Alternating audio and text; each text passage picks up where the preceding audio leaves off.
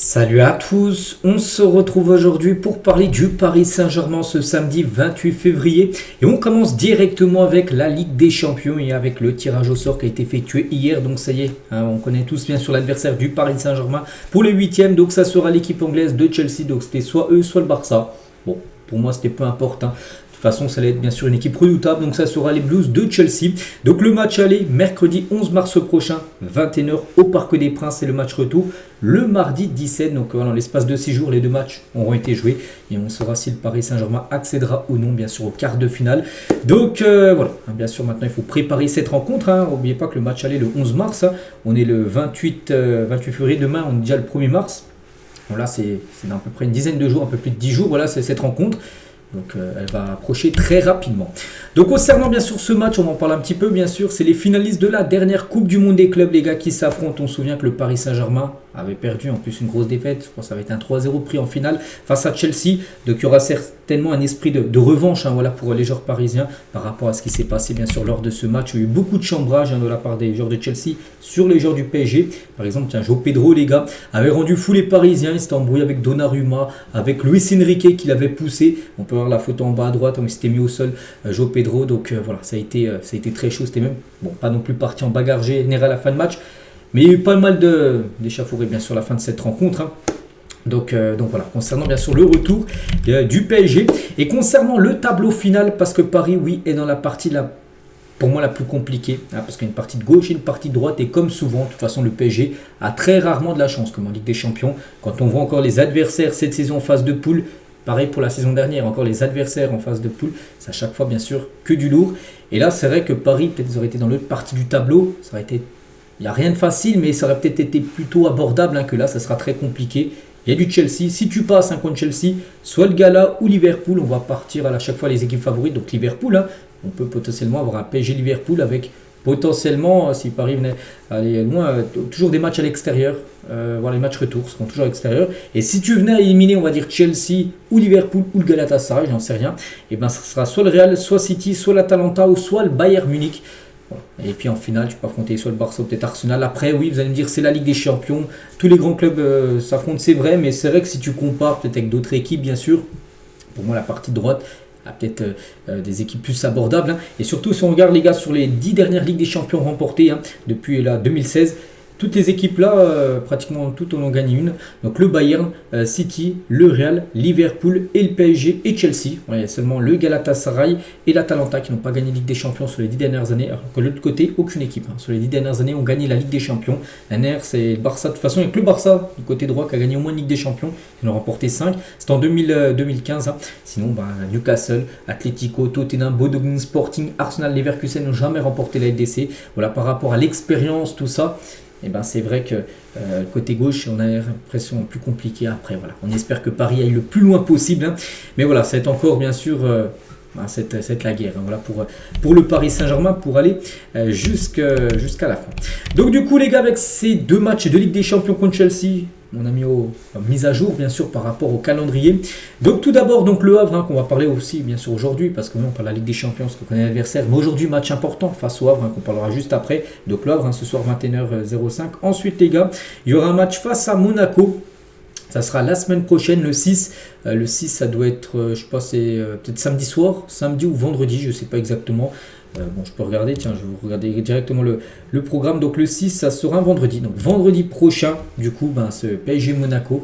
Parce qu'il y a le PSG Chelsea bien sûr le 11. Ensuite PSG Nantes et Chelsea PSG. A noter que le Paris Saint-Germain va essayer bien sûr de faire une petite demande par rapport à ce match contre Nantes, les gars, en gros, qui soit décalé à une date ultérieure. Donc le match de Ligue 1 opposant le PSG et le Nantes situé entre les deux matchs de Chelsea. Et en gros, Paris va demander à la LFP de décaler le match comme ils avaient pu faire la saison dernière. La LFP avait accepté. Voilà, comme ça, Paris, les gars, pourrait préparer après le match aller. Au mieux, bien sûr, ce match retour du côté de Chelsea. Il n'y aura pas de match de Ligue 1 en plein milieu. Il pourrait se jouer peut-être au mois d'avril, un peu plus tard. Mais voilà, Donc Nantes a déjà accepté, déjà c'est bien que Nantes a accepté à donner son feu vert. Le PSG, oui, parce que c'est eux qui font la demande. Il manque plus que la validation de l'LFP et ça sera ok. On espère que ça sera ok. Comme ça, tu pourras au moins pendant une semaine préparer à fond, bien sûr, ce match retour à Stamford Bridge. Voilà ce qu'à dire les gars sur la Ligue des Champions, sur le programme, tout ça. Nous, on bascule aussi sur le match du jour, parce que oui, la Ligue des Champions, bon, c'est pas maintenant. Là, dans l'immédiat, il y a 2 matchs de Ligue 1 qu'il faut absolument gagner, bien sûr, et ce match tout d'abord face au Havre. Et surtout qu'hier, Lens, les gars, le club à la lutte avec le PSG pour le titre, ils ont concédé le nul 1 partout à Strasbourg. C'est un très bon résultat bien sûr pour Paris, parce que Lens du coup reste deuxième, 53 points, mais le PSG premier 54 points avec un match en retard. Donc c'est simple, si ce soir tu gagnes du côté du Havre, tu montes à combien, à 57, tu prends 4 points d'avance. Tu prends 4 points d'avance sur l'équipe de Lens que tu affronteras. Tiens, on peut voir le calendrier là. Lens PSG programmé le 12 avril prochain. Donc bon, c'est pas maintenant, mais on commence à le voir cette affiche-là. Donc c'est pour ça qu'il faut absolument gagner aujourd'hui pour commencer à avoir un petit creux de 4 points face à Lens. Ce serait bien sûr très bien. Concernant ce match, à noter le point médical avant ce Havre PSG. Quelques blessés, donc Dembélé, Maïlu à poursuivre leur séance d'entraînement individuel. Donc ça veut dire quand ils sont dans un point médical la veille d'un match, c'est qu'ils ne sont pas là. Donc Maïlu et Dembélé, forfait. Suite au dernier bilan aussi médical effectué sur Fabien Ruiz. Ruiz également qui a loupé les derniers matchs. Il ne sera pas là encore pendant 2 semaines. Et normalement Ruiz, les gars, devrait être forfait pour le match contre Chelsea, le match aller. Ça, c'est quand même un gros coup dur. Et aussi, Neves, les gars, donc touche à la cheville gauche lors du dernier match. Neves restera en soins ces prochains jours et Neves sera forfait également aujourd'hui. Donc voilà, c'est vrai qu'encore beaucoup de joueurs, par exemple les milieux de terrain, décimés. Il y a eu Peugeot au milieu de terrain. Neves aussi, Fabien Ruiz, donc les 3 sont forfaits. Donc là, il va devoir encore composer, peut-être avec du Draw qui pourrait être titulaire aujourd'hui, bien sûr, parce qu'au milieu de terrain, il y a beaucoup d'absents.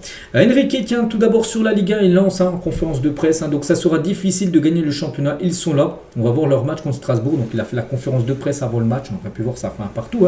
Et s'ils mettent la pression ou pas. Donc là, ils ont fait un nul, un partout. Donc oui, la pression, ils ont quand même pris un point, mais Paris peut vraiment faire la bonne opération en s'imposant ce soir. La différence, c'est qu'il y a une équipe comme Lens qui est au-dessus des autres, car ils sont en train de faire une saison incroyable. Mais nous, on est à notre niveau. Il y a une équipe comme Lens qui est dans une très bonne dynamique. C'est très motivant d'avoir un adversaire de ce niveau. Voilà. Il a parlé aussi de Chelsea, bien évidemment, vu qu'il a fait la conférence de presse l'après-midi. Il connaissait déjà que ça va être Chelsea. Aucun sentiment de revanche pour lui, il n'y a pas de revanche par rapport à ce qui s'est passé en Coupe du Monde des clubs. Ce sont des compétitions différentes, la Coupe du Monde des clubs et la Ligue des Champions. C'est notre chemin, on est habitué. Les champions en titre, c'est nous. Les problèmes, c'est pour les autres équipes. On aime être dans le tableau, ça montre qu'on est qualifié. Le tirage au sort a été fascinant comme d'habitude. Je suis très content comme d'habitude. Ça sera fascinant de jouer contre l'une des meilleures équipes qu'on connaît très bien. Voilà, cette équipe de Chelsea. Enrique aussi sur la force de son équipe par rapport à l'an dernier. C'est différent avec l'année dernière où personne ne pensait qu'on pouvait gagner la Champions League. Aujourd'hui, tout le monde sait qu'on peut gagner cette compétition, mais pour cela, il faut améliorer nos performances et on en est conscient. Il sait que lui et les joueurs savent en gros qu'il doit faire plus pour regagner la Ligue des Champions. Parce que si tu affiches le même visage que tu as pu montrer là contre Monaco, ça sera compliqué. Même contre Chelsea, ça passera pas. Voilà. Donc, mais ce qu'on a vu, c'est positif. Il faut s'habituer aux différentes circonstances qu'on a. Ce qui me rend positif, c'est de voir la capacité de l'équipe à gérer les problèmes qu'on a eu bien sûr cette saison. Il a parlé aussi de Safonov, par exemple. Safonov, c'est un gardien de haut niveau international avec son pays. Il a toutes les conditions physiques et techniques pour être au top gardien bien sûr du foot moderne. Donc, il est très content maintenant. Mais il dit qu'il n'oublie pas qu'il a 3 gardiens de haut niveau avec ses marins et ses chevaliers. Mais pour l'instant, c'est une préférence bien sûr pour Safonov. Sur l'absence aussi de Ruiz, je ne peux rien dire. Il a des blessures qui guérissent plus vite que prévu. D'autres comme celle de Fabien qui guérissent un peu moins vite. Ça prend un peu plus de temps. Donc comme je dis, pourrait peut-être être là après le match aller contre Chelsea. Peut-être le match retour. Voilà, Stamford Bridge pourrait peut-être faire son retour, mais avant pour le match aller, ça semble très compliqué. Et ce dernier mois, on a eu beaucoup de problèmes pour avoir 3 milieux de terrain. Regardez, la preuve aujourd'hui, tu as seulement Vitinha. En plus, Vitinha, on a beaucoup parlé hier, il a besoin de souffler, il joue énormément. Donc voilà, c'est quand même un gros problème parce que tu as Neves qui est forfait, tu as Ruiz aussi qui est forfait. Donc c'est compliqué aussi de bien performer, on va dire, en Ligue des Champions quand il te manque bien sûr ton poumon milieu de terrain de la saison dernière qui est actuellement totalement décimé chaque rencontre. Parce que bien sûr, il y a beaucoup de blessés. Donc voilà, déclaration bien sûr de Luis Enrique. La composition attendue pour ce soir, ça pourrait ressembler à ça. Donc Safonov au but. Donc Nuno Mendes, Pacho, Zarbani, Hakimi. Ça pourrait ressembler à ça, avec peut-être Marquinhos sur le banc. Donc Zeremri, Vitinha, Elio au milieu de terrain pour remplacer du coup Neves et Ruiz qui ne sont pas là, avec Vara, Ramos et Barcola en attaque. Voilà, ça peut être ça. Après, il peut y avoir des modifications. C'est Enrique, bien sûr, qui fera le 11 final. Et sinon, on peut voir aussi le 11 du côté du Havre avec une équipe normalement qui devrait jouer à 5 défenseurs, 5-3-2. Voilà, c'est Didier Digaran, c'est un joueur du PSG, les gars, qui est le coach de cette équipe. Voilà. On continue, on va parler aussi de quelque chose aussi qui arrive. Bon, c'est pas non plus là dans l'immédiat, mais ça approche le mercato l'été prochain. Et Fabrice Hawkins, c'est un peu comme Fabrizio Romano, c'est quelqu'un plutôt fiable sur les infos mercato. Il le dit, je pense qu'il y aura un gros mercato au PSG l'été prochain. Il le dit, des joueurs de haut niveau qui arriveront, je pense. Je ne mets pas ma main à couper que Malu, Barcola, Dembélé prolongeront leur contrat. Automatiquement, il y aura une chaise musicale avec des arrivées importantes. Voilà, parce qu'il y aura peut-être aussi des départs. Voilà, parce que chaque été, il y a aussi des départs peut-être surprises. Mais il dit, voilà, il attend vraiment un gros mercato du PSG. C'est vrai que les derniers mercatos, enfin surtout l'année dernière, a été très calme avec seulement l'arrivée de Chevalier et de Zarouani. Ça a été calme pour une équipe comme Paris, seulement 2 arrivées, alors qu'on a connu des mercatos plus de 10 joueurs sur certaines années.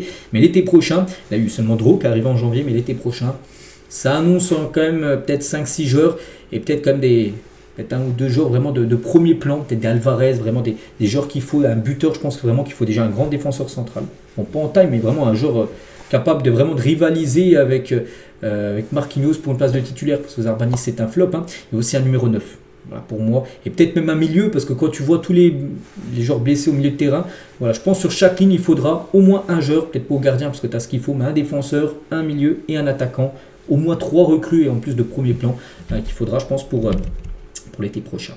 Rapidement, avant de finir l'épisode, les gars, le programme des jeunes aujourd'hui, donc les U17, un jour contre Lens, un Lens PSG aujourd'hui, à 13h. Donc c'est le championnat U17 national. Les U18, les gars, ça sera un match contre l'équipe du Havre. Et les espoirs, donc l'équipe B, on va dire, ça sera un match contre Caen. Ça sera demain à 15h. Voilà le programme, bien sûr. Des jeunes parisiens, bonne chance à eux. Et on finit juste avec Dembélé, parce qu'hier, il y avait le concert des Enfoirés.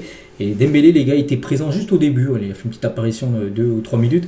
Donc ils ont chanté Ousmane Ballon d'Or. Donc il était invité par rapport, bien sûr, qu'il a été élu meilleur joueur du monde. Donc hier, c'était pas en direct. Ça a été enregistré il y a quelques temps. Parce que Dembélé, actuellement, côté du centre d'entraînement, bien sûr, pour se rétablir de sa blessure. Voilà les gars ce qu'il y a à dire. J'espère que ça vous a plu. On se retrouve nous et demain, bien sûr, demain dimanche, pour le prochain numéro. Je vous souhaite une très bonne journée et à demain.